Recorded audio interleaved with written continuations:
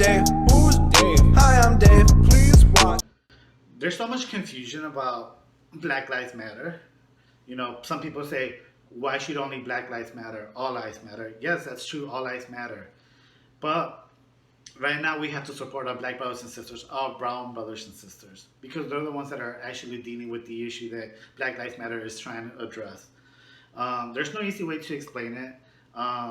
And I've seen many people try to explain it. I've seen many things, many like posts, many videos, many emails, texts trying to explain what it actually is about. But I actually found one that I found to be the most useful in terms of explaining what Black Lives Matter is all about. Here it is, and I hope it helps you understand. And if you feel it does clear up some kind of confusion, share it. If you've ever heard someone say, but what about black on black crime?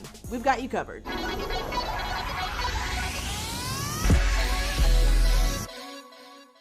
Scrolling through your Facebook feed, you'll probably see articles and arguments about Black Lives Matter. A lot of people are mad or just confused about this movement. So here are responses to 4 questions you might hear when talking about Black Lives Matter. Oh, so you care about Black lives? Then why aren't you talking about black on black crime? First off, this assumes that the Black community isn't worried about gun violence, which isn't true. For example, Ceasefire in Chicago is an organization that actually intervenes in local street and gang fights. There's even a documentary about them called The Interrupters. Black Lives Matter isn't just about the loss of life, which is always terrible. It's about the lack of consequences when Black lives are taken at the hands of the police. When a civilian has committed a violent crime, they're generally arrested, tried, and then convicted. Conversely, there's a lot of evidence that it's very rare to secure an indictment against a police officer for excessive force. And an indictment is just a trial. It's not even a conviction. Also, black on black crime isn't a thing.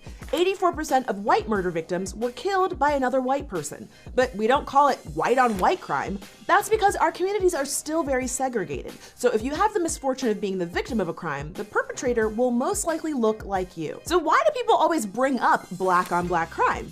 Because it's a diversion. They're trying to prove Black citizens don't have the right to be outraged about police violence because their communities have a crime problem. But the truth is, Black people are not more violent or more likely to commit crimes than anyone else. The reality is, because of a history of institutional racism, Black communities have higher poverty rates, suffer from poorly funded schools, and are more likely to be targeted by police. So are you saying blue lives don't matter? Of course the lives of cops matter. That's why if you kill a police officer, you are rightly arrested and prosecuted. But saying blue lives matter effectively lumps a profession into the same category as a marginalized group of people. Becoming a police officer is an occupation, it's a choice. It's not something you're born into. And most importantly, advocating for citizens is not anti-cop. The job of police officers is to protect and serve all communities. If that's not happening, we need to reassess and find a solution. So you're saying only Black lives matter? That's racist. We've talked about this before, but this movement is not saying Black lives matter more than anyone else's. It's saying Black lives should matter, but the way that our justice system, our media, and our police have been operating suggests that they do not. It's totally okay for a movement to focus on issues specific to one marginalized group.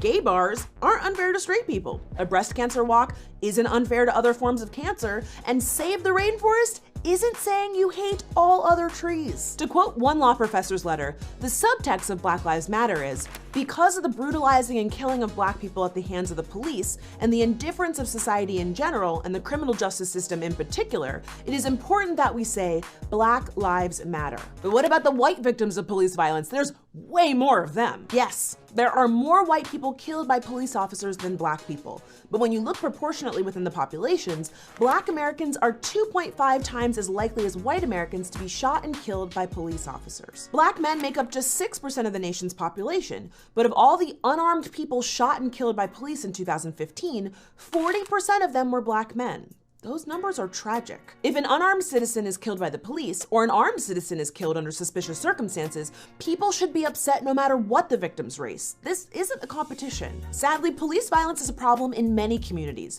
but bringing up other victims to discredit the Black Lives Matter movement is pretty disingenuous. If you really believe that police violence is a problem, you should support Black Lives Matter as well as other organizations fighting for victims and their families. I know these conversations are hard, but they're necessary if we want to move forward. Thanks for watching, and we'll see you next time right here on Decoded.